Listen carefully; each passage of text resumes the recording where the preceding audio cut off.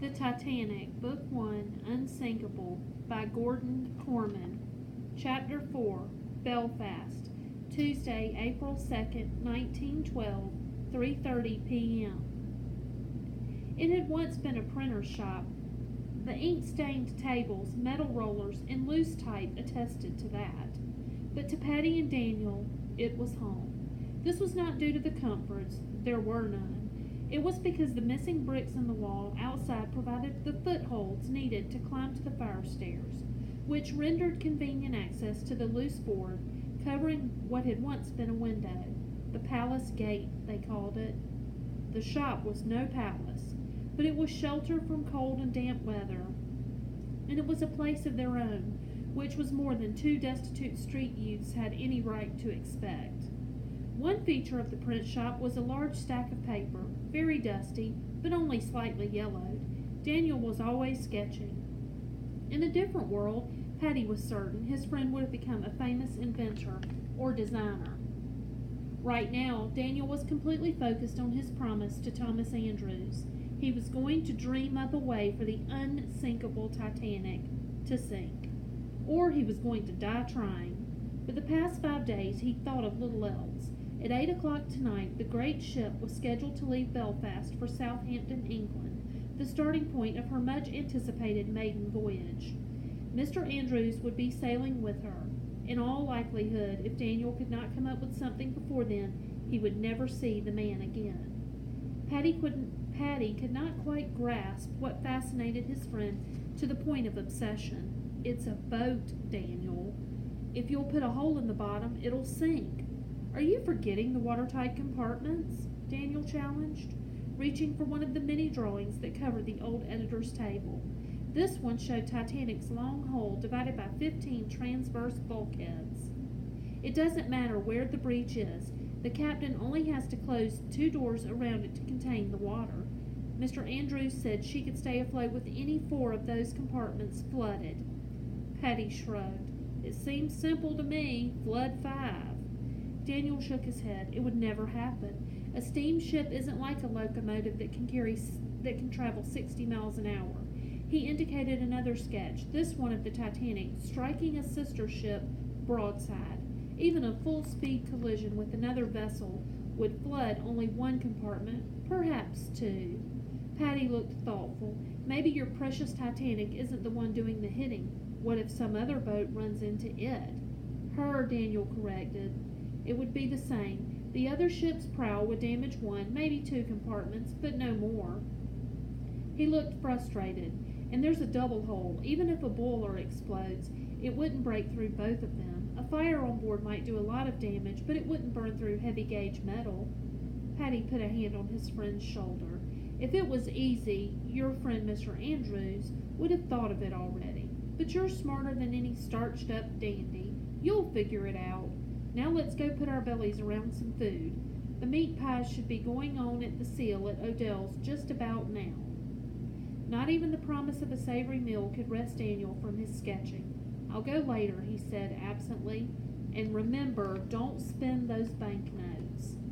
Patty cast him a cheeky grin. "Spend? When's the last time you saw me pay for what I eat?" And he was over the sill and out the window. It almost didn't count as stealing with Mrs. Odell anymore. Ever since Patty had chased the hunger rat out of her larder, the huge rat out of her larder, she looked the other way every time he helped himself to one of her Cornish pasties. If he ever got rich, he would pay Mrs. Odell back for every single one he had nicked. He walked along St. Bart's Street, gazing idly into the shop windows and licking his fingers. Daniel didn't know what he was missing. Who would pass up a full stomach to spend a day staring at diagrams of a boat? Sometimes the smart people seem more stupid than the dullards. But he reflected with pride, if anybody could come up with a way to sink Thomas Andrews' unsinkable boat, it would be Daniel. Walking past the window of a stationer's shop, he saw a gorgeous milk-white drawing pad with a complete set of pencils, ink pens, and charcoals of every unimaginable thickness.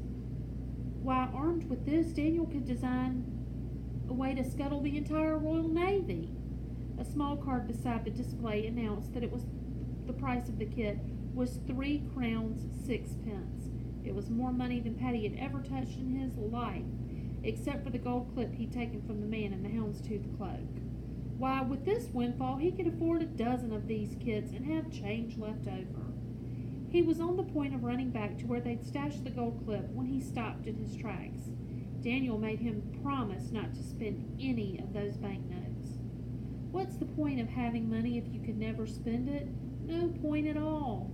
And Daniel would forgive him when he saw the wondrous gift he was getting.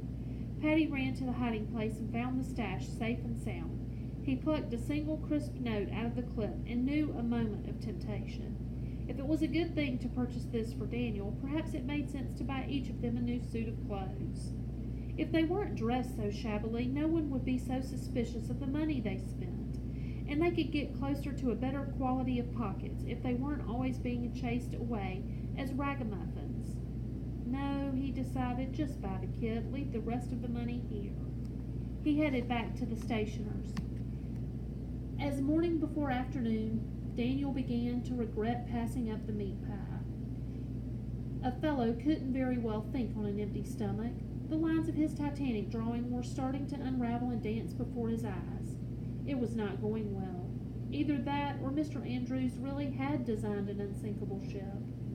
Daniel reached for a fresh pencil, accidentally scraping his arm against a patch of splintered wood on the old table. Ow! He examined the damage. An angry red scratch stretched from his wrist to his elbow. Suddenly, the answer was right in front of him. He was assuming it would take a spectacular crash to sink a mighty ship like the Titanic. But maybe he was approaching the whole problem the wrong way. His skin had barely touched that splintered wood, and yet it left a wound along the entire length of his forearm. Could the same thing happen to an ocean liner?